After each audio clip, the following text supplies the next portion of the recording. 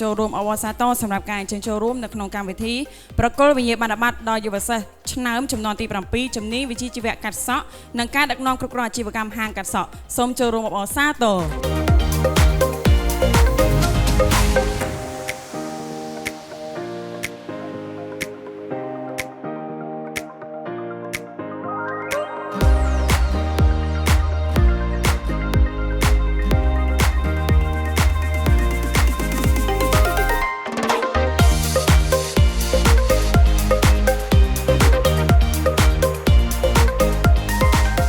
កម្មវិធីជាបន្តគឺជាកម្មវិធីបង្ហាញមតិសំណេះសំណាលនិងការសរសើរចំពោះយុវសិស្សដូច្នេះខ្ញុំមានកិត្តិយសសូមគោរពអញ្ជើញលោកគ្រូមេងរដ្ឋាជាស្ថាបនិក RTS អញ្ជើញមកកាន់វេទិកាថ្ងៃនេះខ្ញុំពិតជាមានសេចក្តីសោមនស្សរីករាយមែនទែនដែលបានជួបជុំជាមួយនឹងកូនសិស្សដែលបានបញ្ចប់វគ្គរៀនកាត់សក់អាជីពជាអ្នកគ្រប់គ្រងចាត់ចែងឆ្លងកាត់ការរៀនជាមួយខ្ញុំហើយក៏ជាមួយគ្រូទៅតាមសាខាច្រើនទៀតដែរសម្រាប់អ្នកដែលទទួលបានគឺគាត់សិតតែមិនមែនជាជាងធម្មតាទេដោយសារតែបទពិសោធន៍ដែលគាត់ទទួលបាននេះគឺគាត់ឆ្លងកាត់រឿងជាច្រើនមិនមែនត្រឹមតែកាត់សក់ឲ្យតែបានកាត់សក់ឲ្យតែខ្លីទេ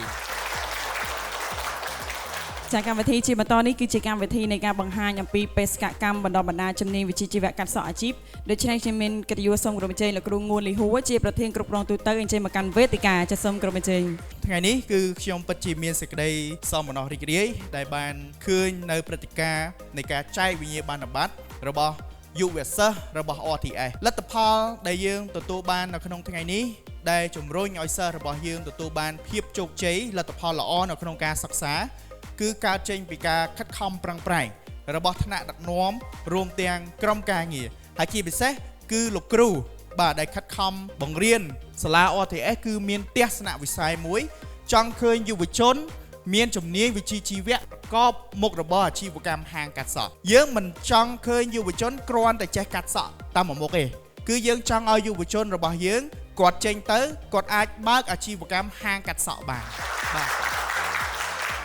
បន្តទៅទៀតនេះគឺជាកម្មវិធីបង្ហាញអំពីសារគាំទ្រក្នុងការបង្កើតនៅសាលា RTS មួយនេះអញ្ចឹងនេះខ្ញុំមានកិត្តិយសសូមគោរពអញ្ជើញលោកគ្រូចាន់សុកនាងដែលជាទីប្រឹក្សាជាន់ខ្ពស់អញ្ជើញមកកាន់វេទិកាចាសសូមគោរពអញ្ជើញហើយខ្ញុំពិតជាកោតសរសើររំភើបកោតសរសើរចំពោះស្ថាបនិករបស់ RTS ខ្ញុំសូមឆ្លៀតយកឱកាសនេះបង្ហាញឲ្យលោកពូអ្នកមីងបានដឹងកាន់តែច្បាស់ពិសេសយុវជនបាទយុវសិស្សឆ្នើមដែលមកសិក្សានៅទីនេះលោកគ្រូរដ្ឋាគឺជាស្ថាបនិកដ៏ឆ្នើមនៅក្នុងការបង្កើតឱកាសការងារជូនទៅដល់បុគ្គលិករបស់ RTS ជួយបណ្ដុះបណ្ដាលធនធានមនុស្សហើយធនធានមនុស្សនេះគឺជាធនធានមនុស្សដែលជាតម្រូវការចាំបាច់ស្របទៅនឹងទស្សនវិស័យរបស់រាជរដ្ឋាភិបាលដែលចង់បណ្ដុះបណ្ដាលយុវជនឲ្យមានជំនាញអាជីព1.5 លាននាក់ចឹងអ្វីដែល RTS បានធ្វើគឺឆ្លើយតបទៅនឹងបេសកកម្មទស្សនវិស័យរបស់រាជរដ្ឋាភិបាលអ្វីកាន់តែពិសេសទៅទៀតនោះខ្ញុំសូមបង្ហាញអារម្មណ៍ពិតខ្ញុំជឿជាក់ថាបងប្អូនទាំងអស់គ្នាមនុស្សគ្រប់រូបសុទ្ធតែមានភាពខ្វះខាតប៉ុន្តែនៅពេលដែលបានចូលរៀននៅ RTS មិនមែនត្រឹមរៀនតែជំនាញវិជ្ជាជីវៈទេខ្ញុំសង្កេតឃើញថាមានកម្មវិធី